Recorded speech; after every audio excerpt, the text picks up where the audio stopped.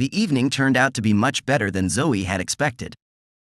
She and her companion had an exquisite dinner at Orange Park in Jacksonville. But it was not so much about the dinner as it was about the company she shared. Steve Williams admired Zoe. This middle-aged woman managed the family perfume business where he worked. 24-year-old Steve had only recently joined the firm as a junior accountant. This year, Zoe singled out Steven from the herd of newcomers, as she often did when looking for a new partner for games. She was tired of her husband, although they had been married for just over 2 years. He was the financial director of the family business, boring, but, in Zoe's opinion, stable. He was good for small diversions every few weeks, but nothing more. Zoe's husband Austin was a tall, slim man standing at 180 centimeters. Thanks to his daily swimming, he was in good physical shape, but, according to Zoe, he was never anything more than an accountant. She never criticized his attractive appearance and even took pride in being his wife among friends and acquaintances. But he did not have the face suitable for the public appearances necessary for brand promotion. He lacked style, elegance. He was better suited for working behind the scenes. She believed that's why she married him. She needed a financial manager and the love of a good man to achieve success. This doesn't mean she didn't love him. She did, but she needed a younger man. Constantly in the spotlight of commercials and glossy magazines, even at 45, she lived her life to the fullest in both business and personal matters. She had a model-like appearance, blonde hair, impeccable makeup, and stylish clothing. She resembled a young version of Andie MacDowell. Her extramarital affairs before marrying Austin were carefully hidden. Steve became her attempt to find a new partner. It was their first date and Zoe's first infidelity in marriage, and she was testing how clear these waters were. Of course, Zoe's personal security thoroughly checked Steve.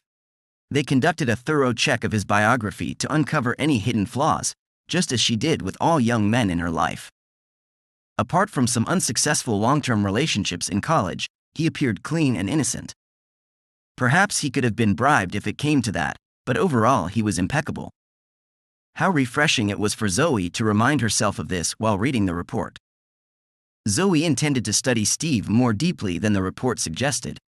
To the accountant, he was extremely charming. Austin's wife, with whom he had lived for just over 2 years, was a mystery to him. Beautiful, but terribly demanding during periods of depression. She craved attention, yet also enjoyed Austin's care and the comfort of their own home. When he took care of his wife, his sense of her deceit subsided a little. Austin knew that her frenzied promotion tour was coming to an end as the holidays approached. He eagerly awaited the opportunity to spend the Christmas holidays with his wife, to reignite the fading sparks of passion that had started at the beginning of summer. Of course, Austin kept in touch with his wife while she toured the USA, presenting the new line, but doubts about her faithfulness constantly tormented him.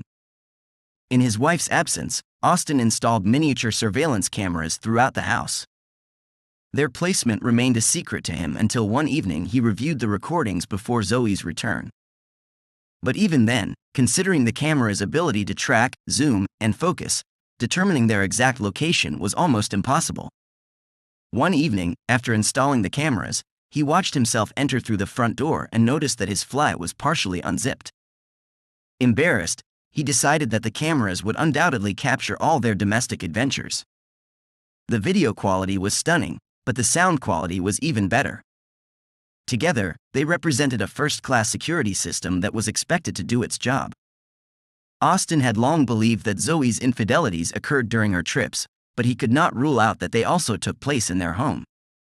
This cautious step, monitoring the house, was Austin's first attempt to find out about her escapades or gather information on whether they occurred elsewhere. Their schedules were such that they rarely had lunch together or saw each other after work, so Zoe could easily slip home for lunch with someone else. In every room of their house, a separate 3-camera system with backup power in case of electricity failure was installed. Video images were transmitted over the internet to a central computer in the cloud. Each camera had its own memory card capable of storing 24 hours of video and audio. They were wirelessly synchronized with the main computer in the cloud, the password to which only Austin knew. Special software allowed viewing images from each room on separate screens or clicking and zooming in on any specific channel. It was elegant and simple. Although Austin often checked the house, switching between different cameras, he was not eager to catch Zoe doing anything indecent. It was just his cautious way of preparing for any possible situation. A video recording showing the CEO caught in the act with her lover would make tabloid editors drool if they found out about its existence. Austin hoped that one threat would be enough to make Zoe realize the consequences. After the holidays, when Zoe skipped dinner several times, Austin began to worry again. He was grateful for the cameras. They celebrated Christmas with lots of gifts and a love life, as if they had returned to their honeymoon. When they returned to work after the holidays, Austin felt that Zoe had changed, but the cameras and audio recordings gave him no reason to doubt her love and tenderness, so Austin reviewed the files daily. Zoe asked him to visit the factory in China at the end of January to ensure that their records and quality control met the company's standards.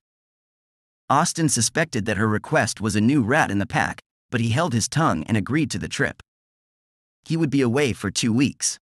Quite long, of course, for Zoe to bring one of her lovers to the house for fun and games while he comfortably stayed abroad. This time, however, he decided he had cameras. Zoe made her own plans after Austin left for the East at the end of January. She planned to invite Steve for dinner tonight, not to one of the trendy restaurants on South Beach, but to her home. She didn't think she really needed to seduce Steve, as he had given her all the signals that he was interested in playing during their last dinner. She liked it when her lovers came to her on their own. It gave her a sense of control and power over the situation. Steve knew he wanted Zoe and was determined to win her over. Her husband Austin, his boss, was nothing to him and did not instill physical fear. Steve considered himself the better man.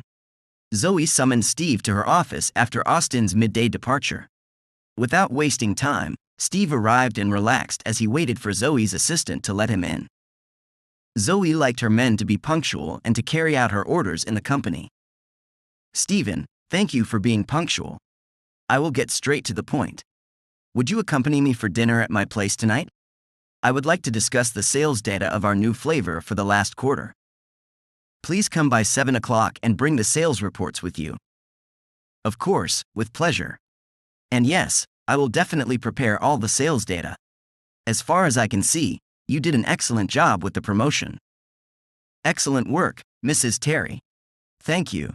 Stephen, please, call me Zoe when we are alone, as we will be tonight over dinner and going over the numbers.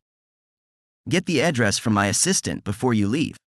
Stephen was dismissed. He was slightly concerned about the lack of flirting, especially considering how well their last date had gone. Perhaps she needed to maintain a professional image to avoid the risk of being exposed or noticed by someone in the company.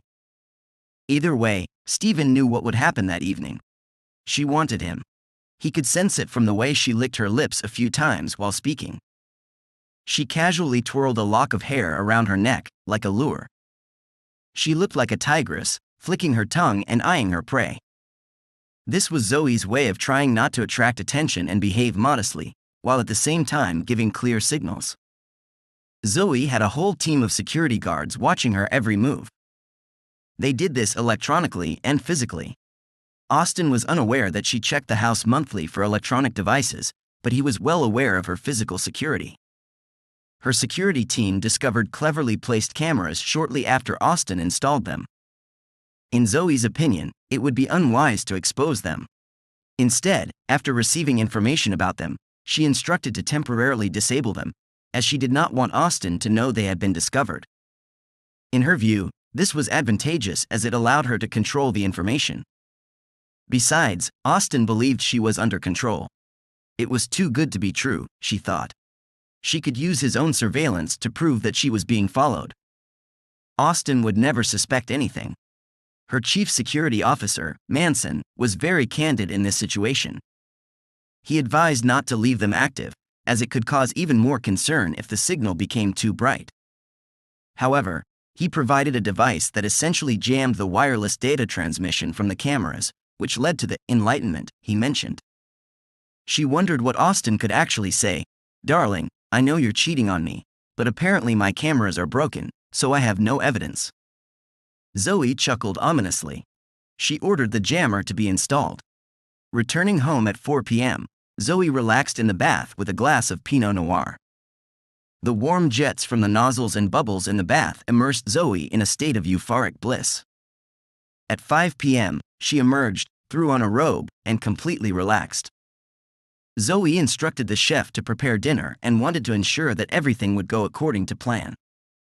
Besides, she needed to replenish the wine supplies. She could have called the butler, but she preferred to do it herself. "Martha, I hope everything is ready for dinner?" announced Zoe, entering the kitchen. In the adjacent dining room, she saw a table set for two with candles, just as she had requested. The tableware was perfectly arranged. Lobster bisque, crispy lettuce salad with blue cheese, baked chili, and sea bass with almond string beans as a side dish were prepared for dinner. This was one of Zoe's favorite dishes. The fish had hints of lemon and rosemary, perfectly complementing the chosen wine. Martha reported on everything that was ready in the kitchen. All the food was prepared, it only remained to turn on the ovens and stoves on time, and dinner would be a success. Zoe was sure that Stephen would not refuse to help her serve a few plates, sipping wine while cooking. That evening, Zoe was in a playful mood. Around 6:15 p.m., she decided to return to the bedroom to get dressed for the evening. She pressed a button on the remote, emitting a soft beep, indicating that all of Austin's cameras in the house were turned off. No curious eyes or lenses would see what would happen next. Sipping wine, Zoe surveyed her wardrobe and decided what to wear. She had just finished getting dressed when the doorbell rang, shortly before 7 o'clock. Her escort was punctual. The chef and the butler, according to her instructions, had long left. Stephen looked stunning, his shoes gleaming as if he had just polished them. She invited him in. He brought a bottle of wine and flowers, which she greatly appreciated. No one, except her caring husband Austin, had ever given her flowers. It touched her heart. None of her previous pre-marriage romances had any romance, which, she admitted, was exciting. She offered him a drink, but he politely declined, opting for sparkling water. Zoe poured herself another generous glass of Pinot Noir, the wine they would be drinking. She started making soup and double-checked Martha's instructions one last time to make sure everything was perfect. Austin had just landed in Tokyo and was waiting for a short flight to Beijing when his phone beeped. He approached the boarding gate for the final flight to China and decided to sit down with a drink to check the message. The signal came from the surveillance cameras. As he studied the details, the cameras reported a malfunction. He tried to access the main server but found no signal from the cameras. Perplexed, he called up an additional camera screen. According to the app, they were on, but only transmitted white noise. Irritated, Austin pressed all the buttons in the app, trying to find the cause of the problem. He even switched to an advanced mode he had never used before. He tried to restore the signal to the main server, but to no avail. In a fit of rage, he pressed the button several times, almost smashing the phone. At the most inconvenient moment, the cameras failed. He gave up on the app and decided to personally speak to the security service representative who sold this unbreakable equipment and demand a full refund. Zoe and Stephen were enjoying dinner of soup, salad, and main course, discussing sales. Stephen had just one glass of wine with dinner, no more. Zoe wondered if he cared about his health or simply didn't like alcohol. It doesn't matter, she decided. If he is at least half as good in bed as he is at dinner, then he's worth it. "Stephen, are you interested in more mature women?" she asked. "Only if that mature woman is you, Zoe," he casually replied. "Since we have mutual interest, shall we move to my bedroom? I'm a bit tired. It's been a long day, and I would like to look at the sales forecasts for the first quarter." "What about your husband?" he quickly asked. "Austin?" Zoe glanced at the clock. "He should have already boarded the flight to Beijing." "Lead the way, my love," Stephen replied, taking her hand. When they reached the bedroom, Stephen stood in admiration, surveying the surroundings. It was here that they could. Perhaps, Zoe thought, he could become the steady lover she so desperately needed. The thought of a steady lover brought a blush to her cheeks and a simultaneous tremor of fear. She was overwhelmed by a sense of guilt. This was her first infidelity since marriage.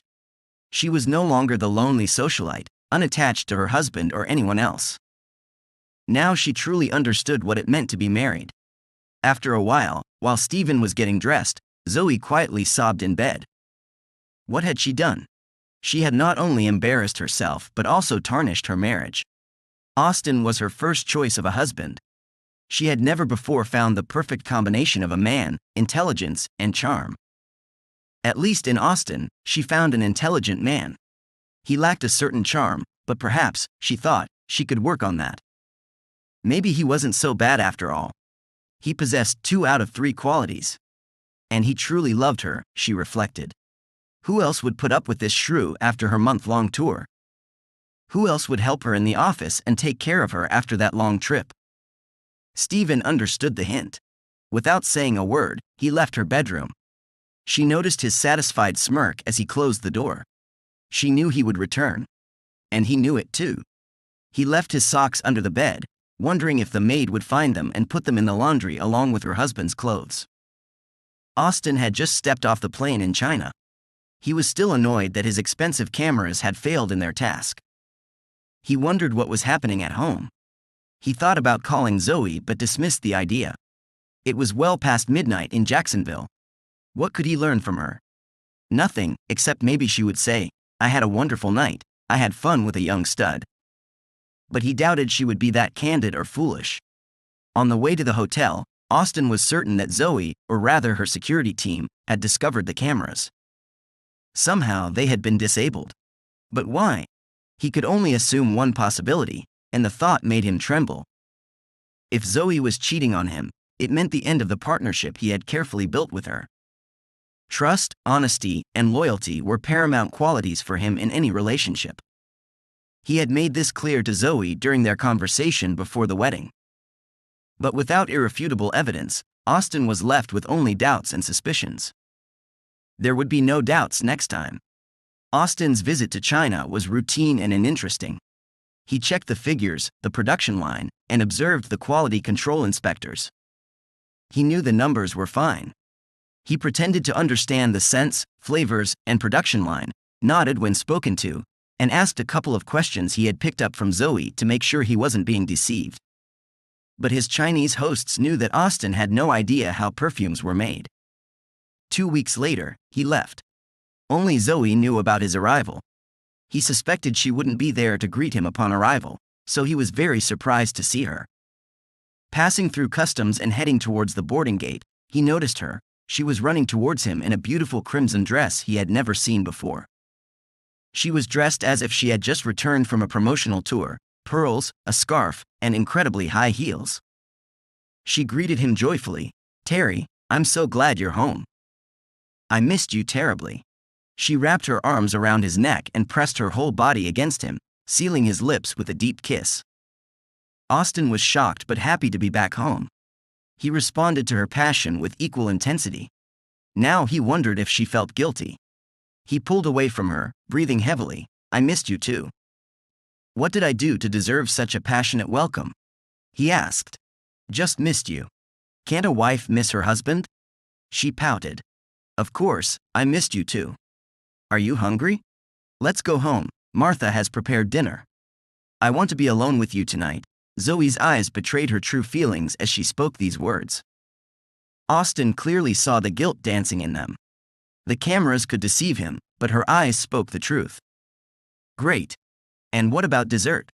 He raised his eyebrows inquiringly. Zoe smiled. Stephen shouted at Zoe across the room.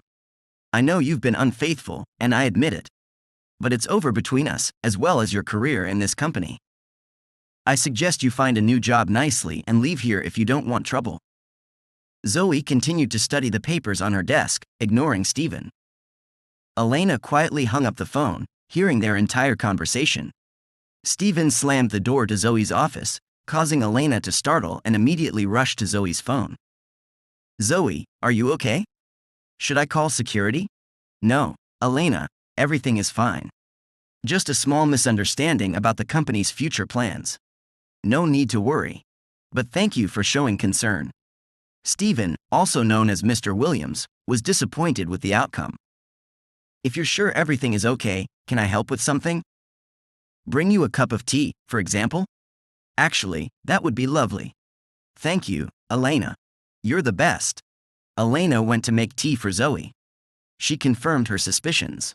She also knew that Stephen had gone too far. Should she break Zoe's trust and warn Austin? She was torn between loyalty to her boss and honesty towards her husband, not knowing what the right thing to do was. Stephen stormed out of here as if he had been sitting on hot coals, Elena said, placing Zoe's tea on the coaster. Just a minor misunderstanding, as I mentioned before. Nothing serious. Unfortunately, Mr. Williams's time in this company has come to an end. Oh. I had no idea you were in the loop about everything, even in the finance department, Zoe. Impressive. But why didn't Austin handle this? Zoe was starting to get slightly irritated by Elena's questions. It was her company, and everyone worked for her.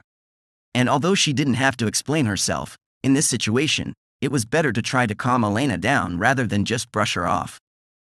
Sometimes, when suggestions are ignored, it's better to nip them in the bud. That's what I did. I saw where it was all heading and decided to take action. Elena persisted. So, Austin told Stephen what to do, and he didn't listen? Zoe slowly took a sip of her tea. Elena, thank you for the tea. I need to review some photo shoots. Please, have Michelle come to me at exactly 11, if possible. Thank you. Elena didn't like this. She gracefully exited Zoe's office, but inside, she was seething. How dare this woman treat someone as good as Austin like this? It was unfair. Returning to her desk, Elena called Austin.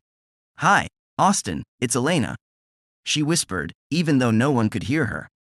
Could you meet me for lunch at 12:30? I have something very important to tell you. Of course, Elena. How about Smithfield's Chicken on Yop Road? Did you say 12:35? Yes, thank you, Austin. I'm sorry for the short notice, but we need to talk. Don't worry, Elena, see you at 12:35. In the next chapter, Austin was already sitting in the booth in the far corner. He invited Elena to join him when she walked in the door. The waitress promptly approached as soon as Elena sat down. They quickly placed an order from the short lunch menu and easily decided to split a portion of chicken fajitas for two. Austin became intrigued. Elena, what is so important that we had to discuss over lunch? Elena took a sip of cold tea and looked at Austin. He was attractive. But he was also married, Elena reminded herself. But perhaps, after she tells him everything she knows, he will want a divorce. You will probably think less of me when I tell you everything. But I think too highly of you not to tell. Now Austin was surprised and wary. Elena, you have always been more loyal to the company than I have. I always thought you had the company's interests at heart. I could never think less of you as a professional. This reassured Elena a bit. She gathered her thoughts and recounted the results of the morning meeting with Stephen Williams. Austin, I think Zoe had or has a romance with Stephen Williams. I overheard their conversation this morning, from which it appeared that Zoe ended their relationship. She said that since you returned from China, she couldn't risk you finding out. Austin was shocked. His worst fears were confirmed. He took a big gulp of cold tea, saying nothing and staring at one spot on the table. Elena thought he showed no further emotions. Then a thought occurred to her. Perhaps he already knew everything. Before Austin could reply, a plate of lunch appeared on the table. He was grateful for the brief respite. The waitress left. The only sound breaking the silence was the sizzling of the chicken fajitas for two in the cast iron skillet on the table between them. Austin looked directly at Elena when he said, "Thank you." Austin, what's wrong with you? Why are you thanking me? I just told you that your wife is cheating on you. That's not at all what I expected to hear from you. Why aren't you angry? I'm not angry. Why aren't you angry? Elena's voice grew louder with each question. Elena, how many years have you been working for the company? Austin asked. It's been 10 years since December. Why do you ask? How long have you been working for Zoe? 10 years. I've always worked for Zoe. What's the matter? Throughout all the years you've worked for Zoe, Have there always been young lovers coming and going at her whim? Yes, Elena replied, still very confused. So what has changed with Mr. Williams? Are you trying to say that you are not bothered when Zoe has young lovers? I'm sorry, I guess I just never realized what you were like. I clearly exaggerated. It won't happen again. No, Elena, that's where you're mistaken. You haven't crossed the line, and I would never allow Zoe to have a lover. What has changed now? You're married. It's just wrong. Exactly. That's the difference. I'm married to a libertine who can't stop and keeps letting men into her bed. And, by the way, I don't care if Zoe has a lover. Period. And she knows it. That's probably more than I should know, but I think I understand what you're getting at. Do you think she feels guilty? I know she feels guilty. She also feels vulnerable, Austin replied evenly. And what are you going to do? For the rest of the day? Nothing. I won't do anything out of the ordinary. I'll just stay in my office and come up with a plan to get out of this relationship with the woman. How can you be so calm, Austin? Seriously. I had a guy about a year ago who did something similar, and although I can't pretend to know how you feel, being married, I was devastated. I spent the whole weekend eating ice cream from Starbucks and washing it down with White Russians to drown my sorrows. Elena, I knew Zoe before we got married. That is, I knew about her lifestyle. I can't pretend that I really know her. She convinced me that she had changed, but I still had doubts. She said that all of that was in the past and that she was ready to settle down with one man. She said that man would be me. I believed her. I decided to trust her. But she is a chameleon. She can change her colors depending on the environment, Austin continued. Elena, I know that you broke the rules today and honored me by telling me about it. For that, I will be forever grateful to you. I am planning to share something with you, but I need your complete assurance that you will never, ever tell anyone what I am about to tell you, not even Zoe. Can you keep this between us? Of course. That goes without saying. Elena blushed slightly, then gazed into the distance, as if pondering. Austin seemed to have betrayed Zoe's trust by revealing her secrets to Elena that day. But he understood why she was asking. Elena, perhaps he couldn't correctly assess Zoe's character, but he knew he could trust her. While Zoe was on a promotional tour, Austin installed surveillance cameras in their home. Elena asked in shock, why? Austin explained, I suspected that Zoe might be cheating on me. All the signs were there. And when her tour ended and she sent me to China for a couple of weeks, I almost had no doubts about it. The cameras were supposed to provide evidence so I could accuse her of infidelity. What happened then? Elena asked. I have to believe that by that time, Stephen already knew about it. Didn't the cameras show what you suspected? Elena asked in surprise. You must have already known everything I told you today. Austin grimly replied, I thought so too. But apparently, Zoe somehow discovered the cameras and installed technology in the house that blocked their operation when she wanted to carry out her affairs in private. So she knew about the existence of the cameras but intentionally blocked them? Elena frowned. What a cunning vixen she is. Sorry, no offense. I had no idea, Austin shrugged.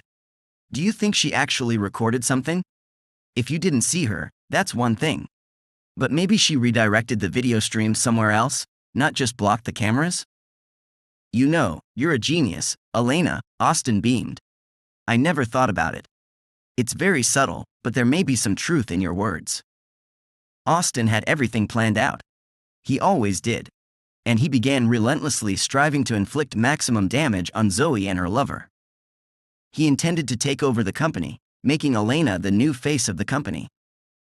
A simple trap would be his salvation. It would save his future. But it would also save his sanity. All his plans to install expensive cameras turned out to be in vain. But now he knew that Zoe would never remain faithful to marriage if given time. And Austin had time. He immersed himself in frenzied work. Week after week, he worked himself to exhaustion. Zoe clung to him and fawned over him, like a cat wanting to play. But he remained firm and politely muttered only a few words to her. He showed her no tenderness, no emotions, but it was hard for him. Zoe was so beautiful. It took immense effort to treat her less than human for 6 long weeks until she finally succumbed to her own desire for affection. After 6 weeks of silent torment, Zoe stumbled. She called Stephen. "Let's meet at my place at 6. Don't be late. I need to see you," she said shortly and hung up. Stephen grinned broadly. He had enough time to take a shower, shave, and arrive on time at Zoe's place. When he arrived, the house was dark. For a moment, he doubted if anyone was home. He approached the front door and confidently rang the doorbell. Zoe opened almost immediately, pressed the key fob to disable the cameras, and quickly let him into the house, closing the door behind him. "Austin is at a conference in Jacksonville right now. He won't be back until tomorrow," she said without explanation or coquetry. Stephen knew what a casual affair was. And this was exactly one of those cases. He quickly undressed and got into bed, while Zoe entered the room with 2 glasses of white wine. She handed one to Stephen and climbed into bed, arranging the pillows for comfort. "Rules," she said. "You won't stay the night. You'll leave when I say. Understood?" Stephen took a sip of wine and nodded. "Crystal clear," he replied. "Then finish your wine and get to it. You nearly ruined my marriage. Act, Stephen, or this will be the last time you get me." "I'm serious." Stephen didn't waste a second. After they finished, she said, "Enough. I'm done for today. Get dressed and get out of here." Stephen didn't like being used. "Who do you think you are to give orders?" He retorted. "Get lost. I'll lock the door when you leave." Inside, Stephen was boiling. He had already told Zoe's husband that he had been with her. This time, he decided to test his strength. In reality, he had no cards to play. Stepping on the side of Austin, he felt something hindering his foot. He slightly lifted his toes, assuming there was something under the bed. When he leaned down, he saw a small object. Lowering his fingers to the floor, he felt they touched something metallic. As soon as he was about to pull his hand back, there was a loud clatter. "Zoe, quickly turn on the light," he shouted. She switched on the bedside lamp. "My goodness, Stephen, what's happening to you? I told you to get out of my house." She looked closely at his distorted face and realized something was seriously wrong. "What's the matter? I can't feel my leg. I can't feel my damn leg." Zoe got out of bed and approached his side of the bed. She turned on the lamp on Austin's bedside table and peered closely. She recoiled in shock upon seeing that Stephen's leg had been caught in a bear trap. "What have you done to me?" Stephen asked. "Shut up, Stephen. I didn't do anything. Looks like it's my husband's doing. Damn, this doesn't look good. Just don't move." Zoe didn't know what to do. He begged her to call for emergency help, but she hesitated. Austin's phone alerted him that the cameras had been disabled again, but this time he knew it wasn't true. He also had his security company reprogram the cameras to broadcast on multiple frequencies, bypassing the jamming device Zoe used to conceal her illicit communication. He accessed the cloud server in real time to monitor what was happening. After the amusement, when Zoe ordered Stephen to leave, he fell into a trap. In this case, it was a bear trap, but Austin decided it was better to be safe than sorry. A broken nail was too lenient a punishment for his wife's theft, so Austin purchased an upgraded model at the local sports store. "Zoe, I need to go to the hospital. I don't even want to think about what will happen if I don't remove this trap. Give me the phone so I can call for an ambulance. Please, I beg you as a human being. You must get help," pleaded Stephen. Zoe panicked. She still didn't know what to do. If she called for an ambulance, they would certainly come, but an investigation would surely follow. She found herself in the same trap as Stephen. She approached the high-backed chair and sank heavily into it. Zoe always considered herself a decent person, although in reality she could call herself selfish. She remembered how seriously Austin behaved when he proposed to her. He wanted to make sure she understood the consequences of infidelity. "Trust," he said then, "is more important than almost any other quality in a person. Without it, there are no relationships." Those were his words. Austin will never trust her again, no matter what the circumstances. They will never have a relationship again, regardless of the outcome. Zoe was practically in a state of shock. She no longer responded to Stephen's pleas for help. She sat in the chair and stared into space. She knew Austin had set a trap. She knew her marriage had collapsed. And now Austin had lured her lover into a deadly trap. He had also trapped her. To save Stephen, she would have to reveal herself. Betrayal could cost her the trust of the company's board of directors. It could lead to the collapse of the entire board. Austin continued to watch the video, observing the human drama unfolding on the screen. He knew his marriage was ruined.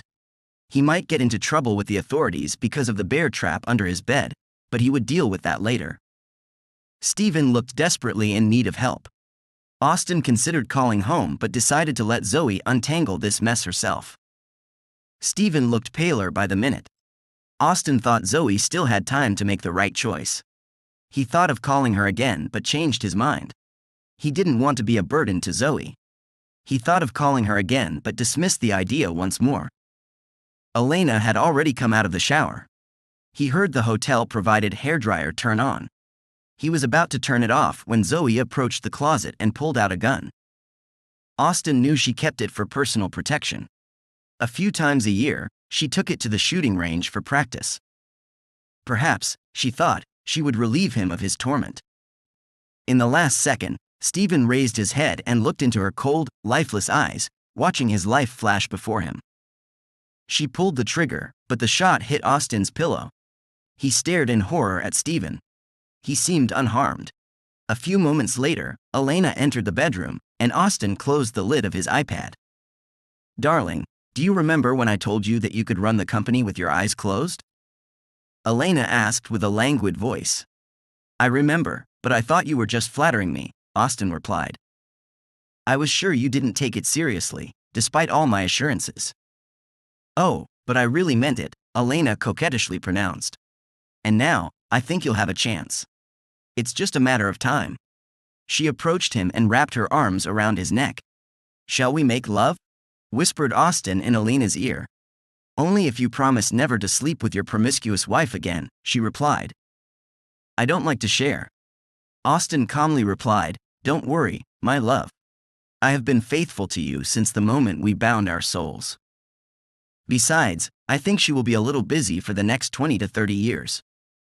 Epilogue. The police were called after Austin and Zoe's neighbors heard a gunshot. They arrived in full combat gear, fearing an attack on the house. Everyone was surprised why they were not warned earlier, as the cameras were recording and transmitting data directly to the security company. If someone had broken the door, it would have been immediately reported to the security company, and they would have called the police. The scene they saw when they entered the house resembled scenes from a horror movie. A woman in a robe lay on the bed, holding a gun in her right hand. Next to her was a man, a pillow with a single gunshot hole on the left side of the bed. The police immediately called for an ambulance and firefighters, unable to determine the severity of the injuries. Zoe looked physically unharmed, but remained mute and unable to speak. The man, whose identity remained unknown, was trapped in a bear trap. Firefighters used the jaws of life to free him, and paramedics urgently took Zoe to the hospital. By the next morning, Zoe had physically recovered, but her mental state remained fragile. She was charged with various offenses, including possession of deadly weapons, use of deadly weapons to cause bodily harm, failure to provide assistance, and illegal use of firearms. Later, having deemed her unfit for trial, Zoe was sent to a psychiatric hospital for the rest of her life. The man, later identified as Stephen Williams, survived but somehow insisted that the bear trap was set up by paramedics. Austin convinced the board of directors to appoint Elena as the new representative and CEO, citing her youth, brilliant abilities, and familiarity with Zoe's management style. The board agreed, aiming to distance the company from any potential scandal. Elena proved to be as capable as she was beautiful, releasing a new fragrance called Revenge, and promoting it just like Zoe did last year. However, this time Austin accompanied her at every step of the way, and their bond grew stronger than ever before. If you're over 18, don't miss the upcoming story and remember to click the like button to show your support.